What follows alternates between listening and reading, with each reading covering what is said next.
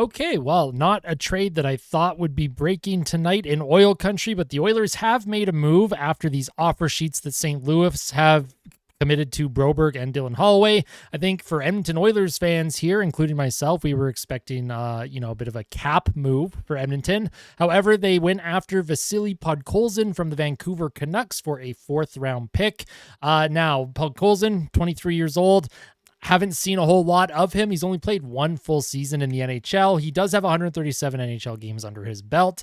And when it comes to his upside, I really don't know a lot about this player, but I am going to provide some stats and I'm going to compare them to Dylan Holloway's stats because I actually do think that the Oilers are acquiring Podkolzin and they may be letting Dylan Holloway walk, and maybe they think Podkolzin has upside that Dylan Holloway has and they can slot him in the 3rd or 4th line in Edmonton for some forward depth, and maybe Holloway will not be coming back. However, that is speculation. That is not me saying that Dylan Holloway is for sure gone. There could be a lot of moves kind of in the workings right now. This could be a one deal that's being made, and then they might package Podkolzin and go somewhere else. So you never know. We'll keep an eye on things, but let's kind of take a look at what the actual deal was. So the Edmonton Oilers, they traded a 2025 4th-round pick for Vasili Podkolzin. Now, on the screen here, this is Podkolzin's stats. So if you look at his Vancouver Canucks stats, 21-22, that was the only time he played a full season. He had 14 goals, 26 points. He was a +7, very respectable season for Podkolzin.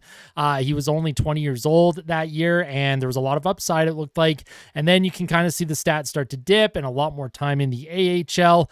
He did come from the KHL as well, so not sure what happened. He kind of fell down the depth chart a little bit in Vancouver. If there are Canucks fans, please let me know what you think of Podkolzin. I know there was a lot of Canucks fans who tuned into the channel during the playoffs, so if any of you are still around, I'd love to know a little bit more about this player. I don't know enough about Podkolzin to know what this deal looks like for Edmonton and if this is a proper Dylan Holloway replacement. So I do apologize. I'm just providing the stats and then creating an open discussion and seeing what everyone thinks. Now, in saying that, I will provide the stats for Dylan Holloway now. So Dylan Holloway, 89 games played in the NHL, 9 goals, 9 assists, 18 points, 51 games in 22-23, and then 38 games in 23-24. Again, struggled to be a regular in the lineup. However, during the postseason, he played 25 games. He had 5 goals during the playoffs. So Dylan Holloway, it looked like he's kind of on the verge of breaking out and being an offensive threat in this league, a scoring threat, I should say. But for Dylan Holloway, again, this is a situation where he signed that offer sheet with the St. Louis Blues, that $2.29 million for 2 years. And maybe the Edmonton Oilers are looking for a cheap option like a Podkolzin who might be able to slot into that lineup for Edmonton instead and maybe just let Dylan Holloway walk. Of course, if this is the case, if Dylan Holloway truly is gone and he's going to be a St. Louis Blue from here on out, or at least for the next 2 seasons, based on that contract that he signed, I'm going to miss Dylan Holloway a lot. I like Holloway. I think there is tremendous upside. I do think he will be a 20-goal scorer plus at the NHL level. But if it's just asset management and if this is Stan Bowman and the Edmonton Oilers just looking for a way to replace one young player with another young player, both of these players, Holloway and Podkolzin, they've struggled to maintain a spot in an NHL lineup.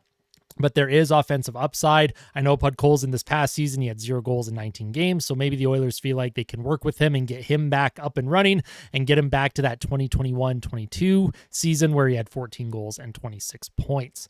That's kind of it from me, though. Oilers fans, what do you think about this trade? Canucks fans, what do you think about this trade? Very interesting time in oil country. I do think there's still going to be some more moves getting made here, especially with the uncertainty around Philip Broberg.